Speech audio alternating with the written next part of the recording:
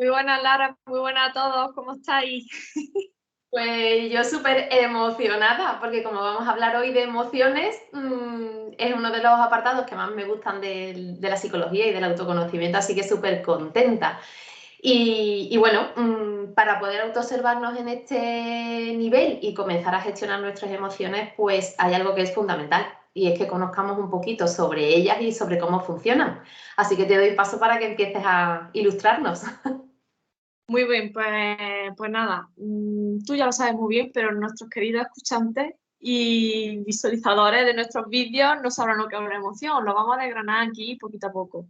Una emoción no es más ni menos que un proceso psicológico, ¿vale?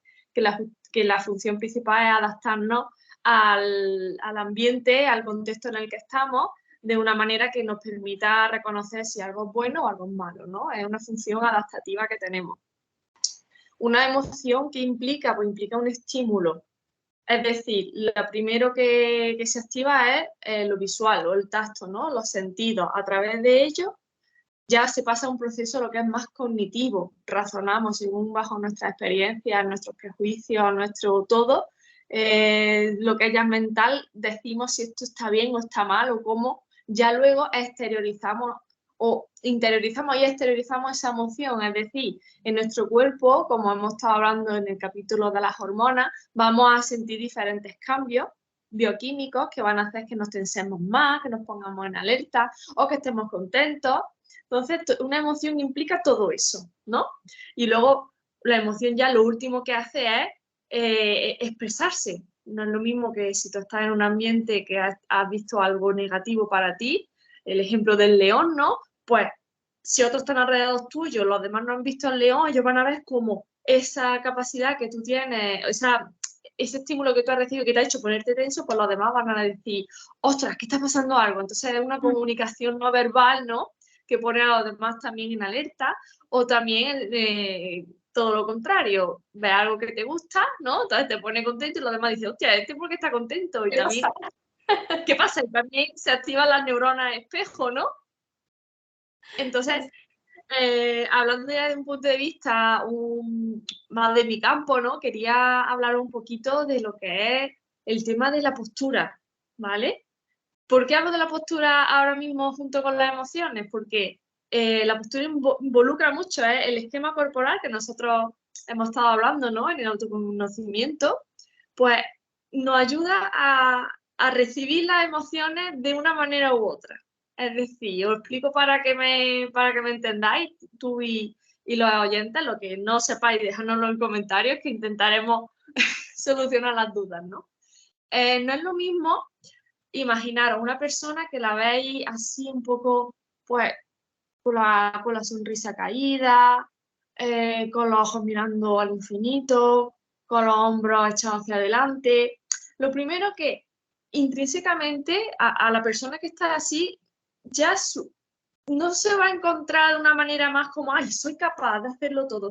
Se va a encontrar muy introvertido, más triste, no va a tender a lo que es más, no positivismo, sino a ser una persona como más echa para adelante, ¿no? A decir, venga, aquí está todo y yo lo voy a afrontar. Tienden más a eso, a la tristeza, ¿no? Y luego, no verbal, del lenguaje no verbal, las personas que ven a una persona así va a decir, esta persona no está bien. Y a lo mejor sí está bien, pero es su forma, ¿no? Su cuerpo que por circunstancias pues está así o porque no realiza algún ejercicio físico y tiene la musculatura debilitada o porque verdaderamente está pasando por un proceso que psicológicamente le está afectando de manera negativa y esa es la expresión en la que se demuestra, ¿no? Entonces desde aquí ya vamos a empezar el vídeo bien, es decir, vamos a imaginarnos que nos tiran de la coronilla, mira, como yo tengo mi moño, que nos tiran hacia arriba. Entonces eso ya te va a provocar una autoelongación.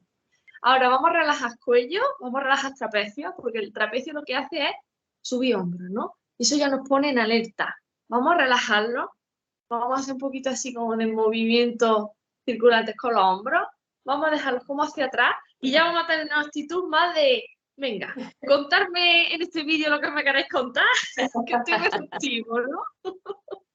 Entonces, nada, en vuestro día a día, aplicar eso, aplicar esa postura, también la sonrisa, aunque estéis tristes, sonreír. Ya veréis cómo un poquito mejor os vais a sentir, ¿no? Que estáis en la mierda, no pasa nada. Entonces, bueno, hay muchas más cosas de las que ya poquito a poco iré hablando, pero el tema de la postura vamos a tenerlo en cuenta ya de primera para eso, para sentir un poquito más cómodos hablando de las emociones, ¿vale? Ahora, en tu especialidad, que es la psicología, va a contar un poquito más lo que es el proceso cognitivo. Tengo muchas ganas de que nos cuentes en qué consiste. Me ha encantado esta preparación, para que estemos predispuestos al vídeo y a todo en la vida, postura de venga, que aquí estoy yo, que puedo, ¿no? Eso me encanta, porque la neuromodulación de la postura hace que cambie mucho nuestra actitud, entonces, fantástico. Pues sí, yo quería explicar un poquito más sobre esta parte que tú has mencionado antes del proceso cognitivo para que veamos cómo funciona, ¿no? Y habría que decir que una de las estructuras más importantes o principales a la hora de este proceso psicológico de la emoción es la amígdala. Es una parte primitiva que tenemos en nuestro cerebro que es la que regula los estados emocionales iniciales, ¿no? Ese primer impulso, esa primera sensación, pero que lo hace de manera automática y además en ese punto nosotros todavía no somos conscientes de lo que se está fraguando en nosotros, ¿no? Lo que hace esta amígdala es que detecta las novedades del ambiente, ¿no? Esos estímulos que pueden ser o bien un estímulo externo, una situación que se nos presente, o bien puede ser un estímulo interno, un pensamiento que se nos venga a la cabeza y ese pensamiento va a generar que vivamos una emoción concreta, ¿no? Una vez que ha actuado la amígdala, después entra en juego el córtex prefrontal. Ahí es donde empezamos ya a tener conocimiento de lo que nos está pasando, ¿vale? Y empezamos ya a... Lo que hace el córtex es valorar el significado de lo que está sucediendo. Aquí es importante algo que también habías mencionado tú. Aquí entra en juego nuestro filtro personal en cuanto a creencias, en cuanto a experiencias vividas que ya nos han dejado una marca, ¿no? Situaciones iguales, situaciones parecidas, o también nuestro aprendizaje, ¿no? En función de todas esas características personales, el córtex puede llegar a ser un modulador de la emoción, es decir, que la sientas un poquito más baja o más alta, ¿vale? En función del caso, o puede ser incluso inhibitorio. ¿Qué es lo que hacen todos estos filtros? Lo que hemos vivido muchas veces. Imagínate que alguien te dice, ay, pues Ángela, los vídeos estos a mí no me gustan nada, vamos, son un horror. Y tú te quedas y dices, pues, vale, pues no pasa nada, tú piensas así y yo pienso de otra manera. ¿Por qué? Tienes unas creencias en las que respetas que otras personas piensen de otra manera. Sin embargo, puede haber alguien que cuando le insultan, entre comillas, se enfade, porque tiene una creencia diferente. Entonces, según todos esos filtros personales, ante un mismo hecho, unas personas actúan de una manera y otras personas actúan de otro, ¿no? Por eso decimos que el mundo de las emociones está íntimamente ligado al mundo de las creencias, que será algo que ya hablaremos en otros programas, que también es apasionante, ¿no? Y que autoobservando y analizando qué nos pasa cuando reaccionamos ante un estímulo y por qué lo hacemos de la manera en la que lo hacemos, pues podemos gestionar nuestras emociones para que no nos dañen, para que no dañen nuestra salud, que es el objetivo de todo esto. Emoción y cognición, como comentaba, son complementarios, no se pueden separar. Hay personas que por algún daño cerebral no son capaces de sentir emociones, ¿vale? Y eso afecta también al hecho de que no puedan, por ejemplo, tomar decisiones. Y al revés, está demostrado también científicamente que personas que son hábiles en cuanto a las emociones, que tienen una buena gestión emocional, son personas más resolutivas y más eficaces tanto en lo personal como en lo social. Entonces, que tengamos en cuenta que hay un proceso en el que sí somos ya conscientes de lo que nos está pasando y es en ese proceso en el que podemos actuar para la gestión de las emociones. Y bueno, ahora lo importante es que comencemos a hablar un poquito más a fondo de la función o funciones que tienen las emociones, ¿verdad, Ángela? Exacto. Como hemos estado hablando, la función principal es la adaptativa, ¿no? Te adaptas según el ambiente y lo que tú percibes con este proceso cognitivo, pues va a actuar de una manera u otra. Esta es la principal, pero también tenemos otras dos muy importantes, que es la función social y la función motivacional. Es decir, la función social, lo que brevemente lo he explicado antes. Tú, como persona que reconoce una emoción y la expresa, va a hacer a los demás darle un lenguaje no verbal de cómo también tienen que actuar o cómo tienen que actuar contigo, ¿vale? Cómo ellos tienen que sentirse, no es lo mismo, os pongo el ejemplo de que vas a la frutería y el comerciante que está ahí tiene una actitud déspota, que no es, no sé, no te dan ganas de comprar nada más que de irte. Entonces, eso a ti ya te está generando una emoción de enfado, ¿no? De tristeza, de qué apático este tío, bueno, pues está. Entonces, esa es una función social. Y luego vas a otra frutería, ya esa no vas más porque te ha producido un desagrado, ¿no? Y va a otra frutería y dices, ¡ay! A lo mejor la fruta está podrida, o sea, no tiene, pero nada más que el hecho de lo bien que te ha tratado esa persona, de esa sonrisa, de la emoción de alegría que te ha transmitido, tú vas a responder de otra manera y le vas a comprar la fruta aunque no esté tan buena o esté más regulinchi, ¿no? Pues esa es una de las funciones principales también de la emoción. Y luego está la motivacional, que la motivacional está relacionada con el hecho de las conductas motivadas. Por ejemplo, el deporte. El deporte, es que no estoy motivado para hacer deporte, pero tú sabes que cuando lo haces, ¿cómo te sientes luego? Te sientes muy bien, te sientes capaz, te sientes feliz. Entre todo esto por la postura, ¿no? Porque estás sacando al cuerpo de ese eje, a lo mejor en el que tú estabas más de tristeza, de apatía, de miedo, y te estás moviendo, por ejemplo, me da igual el pilates que sea, o sea, el pilates, pero el ejercicio que sea pilates, natación, tenis, no, me da igual, el hecho de sacar al cuerpo de ese estado ya va a hacer que, como tú me has dicho antes, hagamos neuromodulación, ¿vale? Y estemos más receptivos a abrirnos a esa emoción de alegría, de felicidad y tal. Y volviendo a lo que estaba diciendo del deporte, al principio no nos parece muy motivacional, pero como tenemos ese recuerdo de que sabemos que nos vamos a sentir bien, pues entonces eso nos incita a decir, venga, voy ahí, que luego me va a ayudar, que tal y cual. Entonces te motiva, ¿vale? Esa emoción que tú ya has experimentado previamente. Entonces, por ello, el ejercicio no es cuestión, verdad, de motivación, es cuestión de disciplina, pero una vez que lo haces, sabes que te va a motivar. Entonces, esto es un trabajo constante de cada uno, que yo invito a que con el autoconocimiento sepáis qué es lo que os viene bien, qué es lo que os viene mal, en función de vuestro proceso cognitivo, de vuestra experiencia y creencias que tengáis, también que lo vayáis trabajando, para que estas tres funciones, tanto adaptativa como social como motivacional, la podáis adaptar de la mejor manera para que tengáis una vida plena y feliz, ¿no? Ese sería, por así decirlo, el objetivo. ¿Se ha quedado claro? Clarísimo. Y luego enlazándolo, pues ya iríamos hablando del tipo de las emociones que tenemos. Tenemos principalmente las primarias y luego las secundarias. Yo voy a hablar de las emociones primarias. Las emociones primarias se han visto que son 6 y es que se desarrollan los primeros 6 meses de vida, exactamente, 6. Y bueno, voy a decir cuáles son, los voy a leer porque muchas veces yo me lío, ¿vale? Tenemos la emoción de la sorpresa, que es como de la exploración. Tenemos la emoción del asco, que nos produce rechazo. Tenemos la emoción de la alegría, no voy a decir lo que produce la alegría.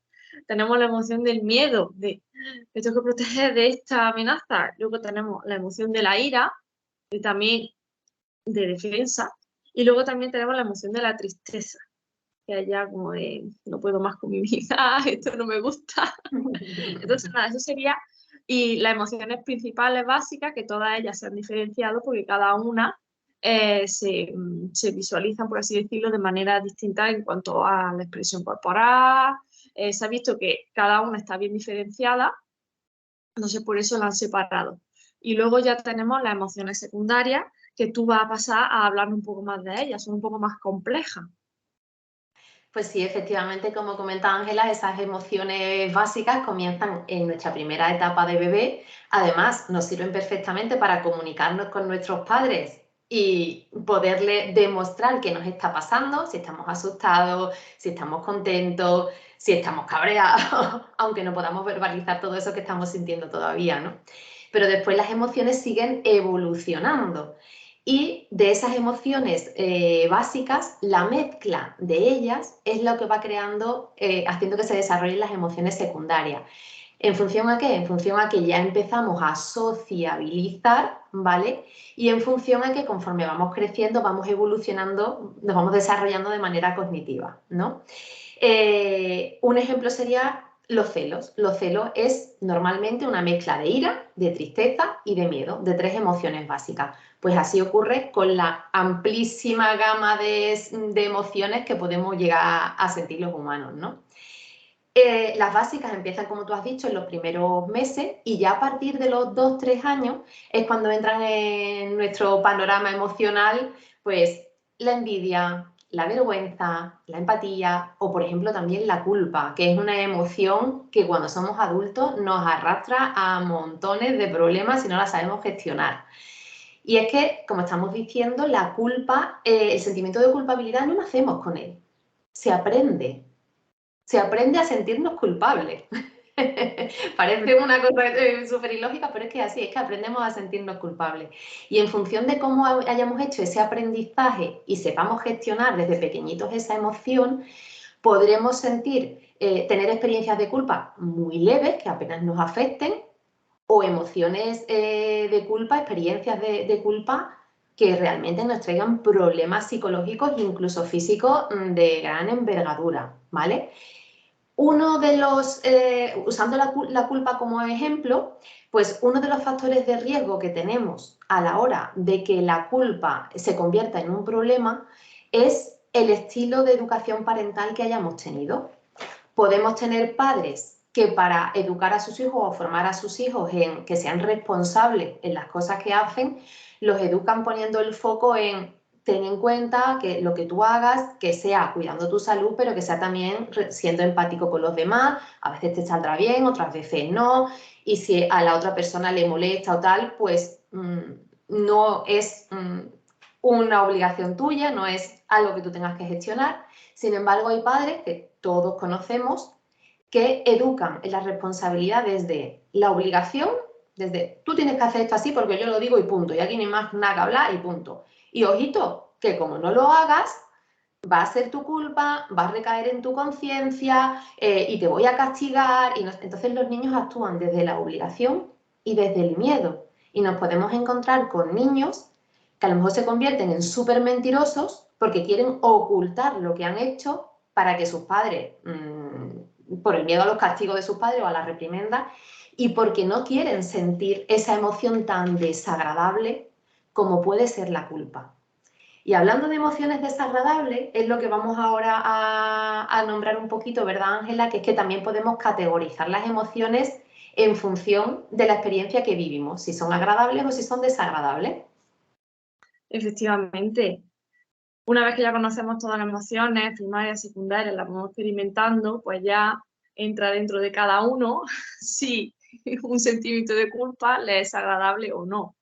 Aquí ya hablamos de una función que puede ser un poco también maladaptativa, ¿vale? Ya conocemos todos que una emoción de alegría pues tiene que ser buena, una emoción de tristeza es mala. Pero ¿qué pasa cuando estas emociones no se sienten de la manera que se deberían de sentir? Pues porque existe un proceso maladaptativo, entonces ya cuando empiezan aquí los problemas, ¿vale? El hecho de, por ejemplo, tener una emoción de asco, ¿no? El asco es multifactorial, depende de cada persona. Una cosa le va a provocar asco o no. Incluso ver una película donde una persona esté vomitando, por ejemplo, puede provocar con las neuronas espejo, ¿no? Que la persona que está viendo la película le produzca tanto rechazo que incluso acabe vomitando o haciendo el hecho de como de regurgitar, ¿no? Hasta qué punto puede llegar, ¿no? O una persona que le dé pánico las cucarachas y otra persona que diga, bueno, pues yo es que me he criado en el campo y estoy harto de ver bichos, ¿no? Entonces, bueno, eso es principalmente gracias al autoconocimiento, tenemos que desgranar un poquito. Esto es un trabajo bastante complejo porque lo que has explicado de las emociones secundarias, ostras, es que a veces tenemos como a normalizar ciertos patrones, ciertas conductas que tras un proceso de autoconocimiento y de autoescucha y de preguntarse esto por qué me pasa, esto por qué tal, que tenemos que llegar a ese proceso que no es fácil, pues entonces tú ya dices, hostia, pues que a lo mejor, perdón por la otra, Aquí con naturalidad. dices que a lo mejor pues este sentimiento, como tú me estabas refiriendo, de culpa que siento, viene provocado por estas experiencias que yo he tenido, por cómo me han tratado y a lo mejor esta sensación tan desagradable que yo estoy experimentando la puedo mejorar con terapia, con psicología y con otras herramientas, como siempre hemos dicho, la nutrición, el descanso, el ejercicio físico, ¿no? Y la psicología, como ya bien he dicho antes. Entonces, nada, las emociones, adaptativas o no adaptativas, nosotros tenemos que hacer un proceso de autoconocimiento base y entendiendo por qué pasan las cosas en nosotros y luego hacernos preguntas, observarnos mucho para luego poder ponerle remedio y lo de siempre, tener una mejor calidad de vida, que no es ni más ni menos. Y para ello lo que tenemos que hacer es un proceso de gestión emocional, que es lo que tú ahora nos vas a comentar y me parece un tema súper interesante, así que te doy la palabra para que nos ilustres. Muchas gracias, Ángela. Pues sí, es que como comenta, las emociones pueden a veces funcionar de una manera que no nos están resultando útiles. Bien porque sentimos emociones que no se corresponden con la situación, porque las sentimos de un modo excesivamente intenso o las sentimos de manera cronificada y entonces nos van dañando. ¿Cómo podemos entonces trabajar el autoconocimiento en este campo? Bueno, pues al ser un proceso psicológico, la emoción obviamente no la podemos ver, no la podemos analizar a través de que veamos, ¿no? Solamente podemos ver cómo reaccionamos nosotros ante las cosas que nos van sucediendo. Y es ahí donde tenemos que poner nuestro foco. ¿Por qué? Porque tenemos la capacidad de poder nosotros, a nivel cognitivo, separar lo que es el estímulo que hemos tenido de la motivación que nos ha provocado. Y tenemos la capacidad de revisar o de reconsiderar ese estímulo de manera que busquemos otra alternativa a lo que en un principio ha sido nuestra primera intención emocional, ¿no? Os pongo un ejemplo. Imagínate que llegas a casa y tú ves la puerta abierta. Lo primero, obviamente, lo primero que va a saltar en nuestro cerebro es sensación de sorpresa seguida de emoción desagradable de miedo, porque lo que estamos pensando es, en mi casa entra un ladrón y aquí hay un peligro, ¿vale? Pero una vez que ya eres consciente de ese miedo, tú puedes, de manera cognitiva, reestructurar todo y pensar, bueno, vamos a ver, por un lado, voy a reinterpretar la situación. Es que resulta que me he acordado que mi pareja hoy iba a llegar unos minutos antes que yo y te das cuenta que está dentro y dice, no, es que te he visto llegar con el coche y por eso deja la puerta abierta. Ah, ya está. O también puede ser que reinterpretes lo que es la respuesta. Tu primera respuesta es, hay un ladrón, voy a entrar, voy a pelearme con él, y en el momento que llegue tu cerebro te dice de manera racional, alto, que eso es todavía más peligroso. Échate para atrás un poquito, llama a la policía, en fin, que una vez que ya somos conscientes de lo que sentimos, tenemos esa capacidad de trabajar sobre la emoción y modularla o cambiarla, ¿no? Entonces, ¿qué es la gestión emocional? La gestión emocional es la capacidad de reconocer qué emoción estamos sintiendo y poderla modular a nuestro favor. Ese es el objetivo de la gestión emocional. Para eso, obviamente, ya iremos viendo, trabajando un poquito de cada una de las emociones, porque necesitamos poder identificarlas, saber qué es lo que estamos sintiendo para poderlo trabajar, ¿no? Como hemos dicho antes, no podemos controlar lo que es la aparición de las emociones, porque viene desde nuestra amígdala y eso viene de manera automática y ahí no podemos hacer nada. Trabajaremos siempre cuando ya la emoción es consciente, ya la conocemos, ¿no? Entonces, si hacemos un trabajo de autoconocimiento, sabemos cómo nos solemos sentir cuando nos pasa algo. Por ejemplo, es que cada vez que entra en mi oficina fulanito, a mí no me ha dicho ni hola, pero yo ya estoy, que me empiezo a cabrear. Si sé lo que me pasa cada vez que veo a fulanito, si sé que cada vez que veo a fulanito empiezo a sentir todos los síntomas de la ira, por ejemplo, ya estoy reconociendo qué me pasa y ya puedo empezar a trabajar en ¿y esto por qué? cuáles son las creencias, cuáles son todos esos filtros personales que hemos dicho antes que me llevan a fulanito, es mi estímulo y mi reacción es ira. En ese proceso es en el que ahora ya podemos trabajar, ¿no? ¿Qué es lo que vamos a conseguir con esta gestión emocional?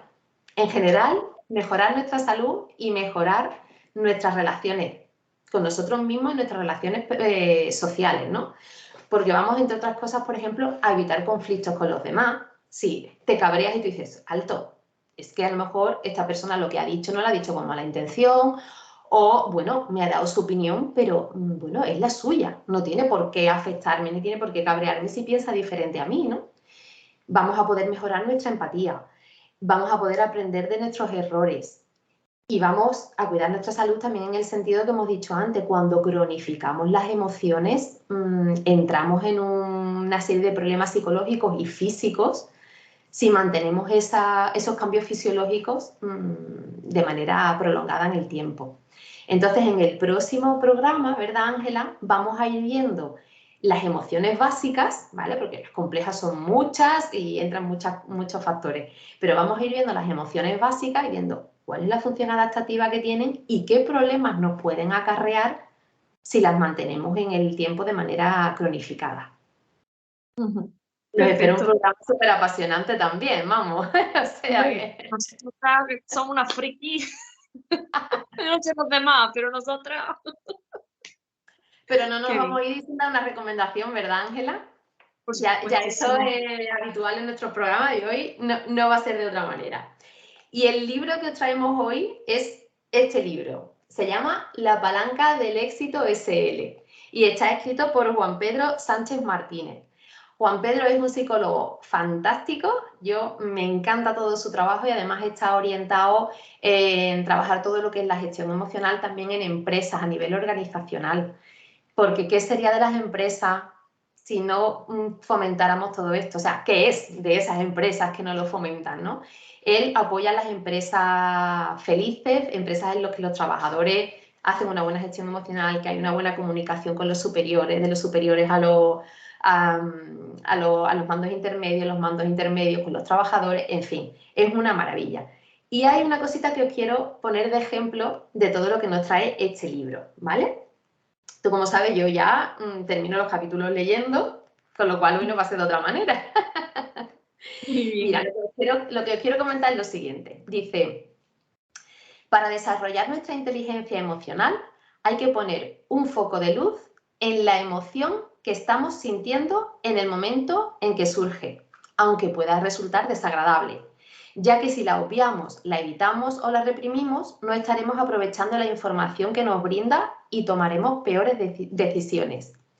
Siempre tendremos otra oportunidad de hacerlo, bien porque tarde o temprano la emoción volverá a nosotros en cuanto se produzca una situación similar. Si la volvemos a obviar, iremos acumulando energía no canalizada o expresada. Si su intensidad es elevada y duradera, puede llegar a traducirse en alguna dolencia o enfermedad, estrés, ansiedad crónica. Es decir, importantísimo trabajar las emociones para mejorar nuestra salud y para evitar todas estas cosas. Y él dice, en plan resumido, ¿no? Este foco de luz está dirigido por la atención, que es la puerta de entrada a nuestra conciencia.